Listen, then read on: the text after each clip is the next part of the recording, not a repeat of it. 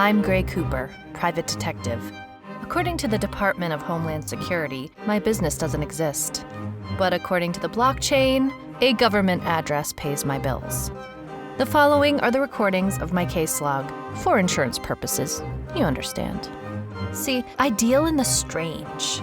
The place where monsters and conspiracies dance. The kind of strange you're not quite sure is real or unreal. Officially, the following case did not happen.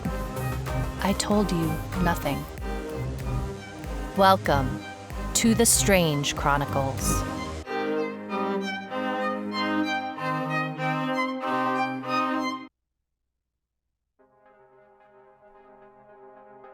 Case log 935, March 30th, year 2053. I arrived at the lab near Bloomington, Minnesota before sunrise.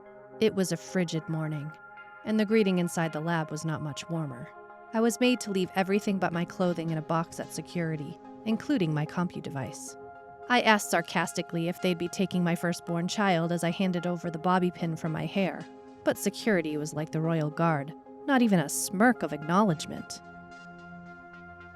This case was an inside job, a government request that felt more like a demand. I'm here to see Dr. Darwin Yin, renowned AI developer. There's been a research leak, and the government's relationship with Dr. Yin is fragile, so they needed an outsider to investigate the leak. The IP on the leak led to TED, Darwin Yin's prized robot. TED stands for Time Elevated Droid. Apparently, Dr. Yin is teaching TED to see beyond time and imagines eventually it will be able to predict the future. Imagine a world without an element of surprise.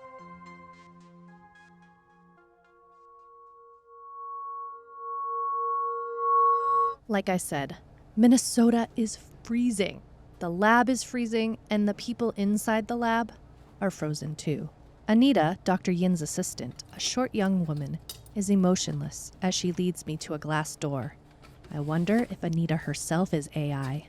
I'm tempted to ask her if she adheres to the 3 laws of robotics, but bite my tongue. She has me sit alone at a gray Formica desk while she stands guard by the door. The walls gray, nothing but projected compute devices, so I stare at the tiny scratches on the desk, looking for patterns. I expected a government robot lab to be pristine, like I've seen in the cinema, but alas, it's kind of shabby.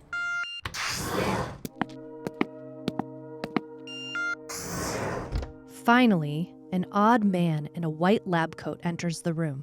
He's bald, with jam jar glasses further accentuating the bizarre look in his eyes. He faces away from me, and I ask him to tell me what he knows about the data leak. This will not end well for the program. He says more to himself than to me. I agree, but I want to know exactly what he knows. He turns his attention to the wall and asks if he can tell me a joke. Okay then. The future, past, and present walk into a bar. It was tense. Good one, I tell him, and then I'm blasted by a laugh track.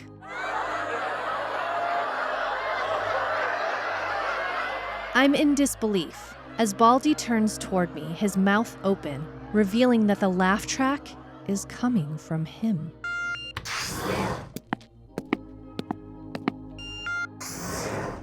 A tall man enters carrying a bag and introduces himself as Dr. Yin. I see you've met Ted, he says, nodding to the short man in the lab coat who waves at me. Wow, Ted looks so human, yet so strange. The uncanny valley. Now it all makes sense. Even still, it's hard for me to shake the queasy feeling that Ted gives me, but I can't seem to look away. Dr. Yin proceeds to tell me that there is no way anyone in his lab would leak their research. It's all highly classified, and the handpicked team is very small.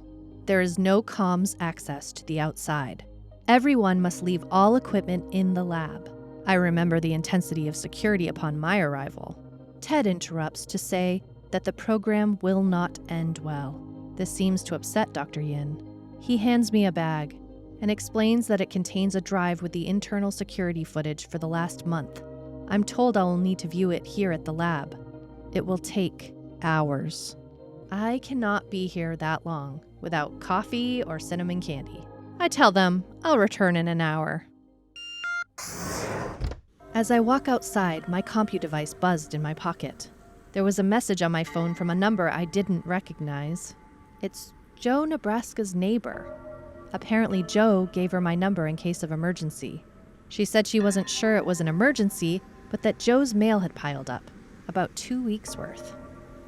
She remembered him leaving with a suitcase, saying he was going to visit his brother Dolan. I never knew Joe had a brother. The neighbor wanted to know if she should get Joe's mail. I tell her that would be great. He probably forgot to put a hold on it. I haven't seen Joe in person in a whole month. Haven't talked to him in a couple of weeks. I suspected something was going on with him. I didn't realize he had family to attend to. I'm relieved and worried at the same time. We never talked about the business card I found, the one that keeps me up at night. The message that could mean Zeke is back. It's impossible, of course. Zeke is gone, but it's not beyond me that this world can sometimes reverse the impossible. I arrived back at the lab, fully caffeinated with a pocket full of candy. They weren't going to let me bring it in, but I made it clear that if they wanted my help, my sugar habit must be obliged. They had to take it to the general in charge, who could see that I would not budge. Once they got me set up in a room, I started pouring through hours of lab footage. It's blindingly boring. No one said being a detective would be glamorous.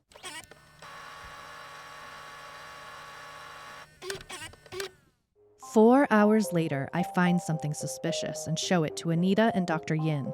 A person from the cleaning staff sits at the desk lounging while talking to Ted. I can see why this place lacks shine and polish. Dr. Yin tells me it's Alex. He's been here for years. Came over from the Roswell lab. I tell him it's not the lounging that's suspicious. It's that. Ted hands a paper to Alex, and Alex puts it into his pocket and exits through a door on the right side of the frame. Anita says, "I told you so," to Dr. Yin and leaves the room. Dr. Yin apologizes and says that Anita has been under pressure and seems to begrudge the friendship between Ted and Alex.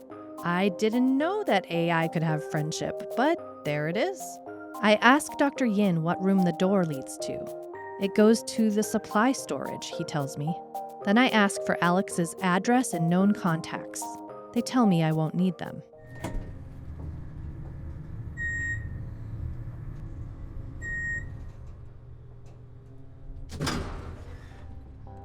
They found him dusting screens on the basement level.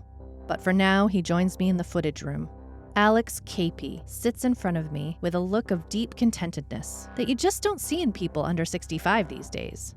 I ask him if he knows about the data leak. He says no, so I shift the discussion to his thoughts of Ted.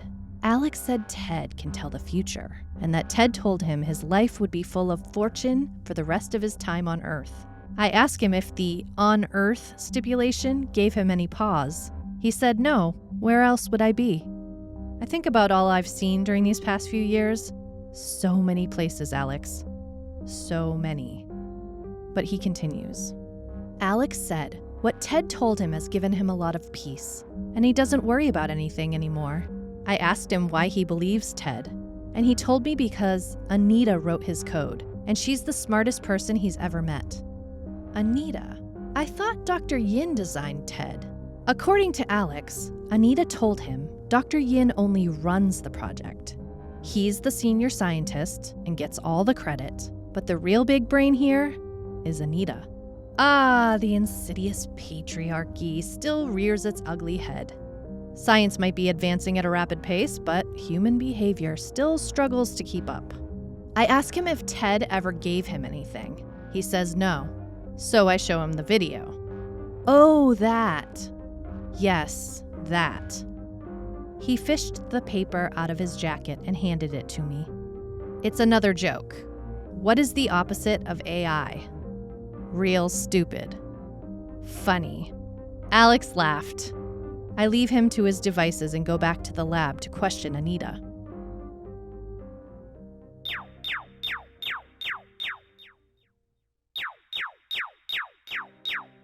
The only one in the lab is Ted. I sit at a table and say a reluctant hello. Ted returns with an enthusiastic, "Hello, Gray Cooper, private government detective who likes candy tainted with red dye number 40. I admit it. I feel seen. I tell Ted that I'm there to speak with Anita. He knows that already. And I suppose that I just can't help myself. Because truly, what would you do alone in a room with a robot who can tell the future? So I ask, Ted, how am I going to die? Ted turns slowly away from the wall and tells me Dr. Yin made sure he only makes ethical predictions and never responds to emotional human questions. Are any human questions without emotion? I ask if he can tell me anything about my future, like he told Alex. Ted said he never told Alex his future. He merely read him the fortune from a Chinese cookie Alex ate for lunch. And then he opened his mouth again. I wasn't amused and hoped he'd tell me something. The last thing he said before Anita swept into the room was Gray Cooper is not lost. Good to know.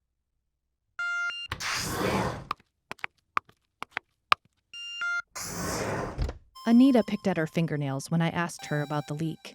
She said it didn't really matter to her either way, because this was groundbreaking research.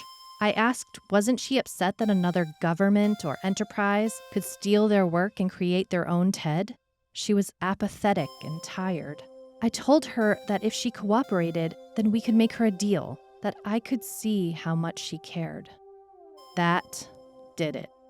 I don't know if it was my sincerity or stating the obvious, but after a deep breath in, everything came out. Words, tears, anger, laughter. It didn't take long for her to admit she'd leaked the research to sabotage the TED project. She'd rather it be out in the open than allow Dr. Yin to take credit for her work. Technically, Dr. Yin did nothing wrong. It was his project, and the government owned every bit of research developed in the lab. But Anita wanted her legacy to be Ted, and not the assistant to the person who developed Ted. After the confession, the Royal Guard unceremoniously escorted me out of the lab. No thank you, no pat on the back. They even kept my bobby pin. This case left me feeling used up. My connect in DC told me the program was disbanded and that Ted was decommissioned. I highly doubt the government would give up that kind of power if it were true. Dr. Yin went on to work in the private sector, making millions of dollars managing AI developers. Anita was taken into military custody, but my guess is her contract to work with them won over any criminal charges. I have a feeling I haven't seen the last of her work.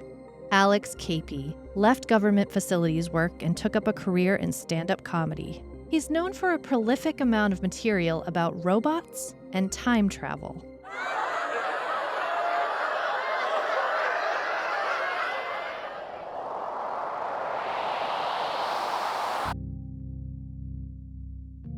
The age of artificial intelligence continues to be a modern ethical dilemma. They were built to help us, and hopefully they will continue to do just that. If AI is truly sentient, then it seems only right to let them be free. So far, robots reap the most havoc in our relationship to them and to each other. They've never intentionally harmed humans to my knowledge. Maybe we fear the death and destruction AI could cause, because we made them in our own image. If one day they do indeed cause the collapse of humanity, then perhaps the joke is on us. Stop.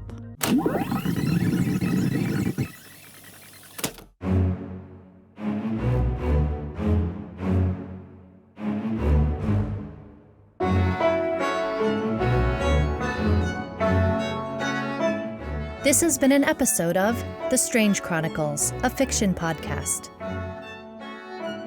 You can follow us on Instagram at The Strange Chronicles Podcast, or email us at info@thestrangechronicles.com.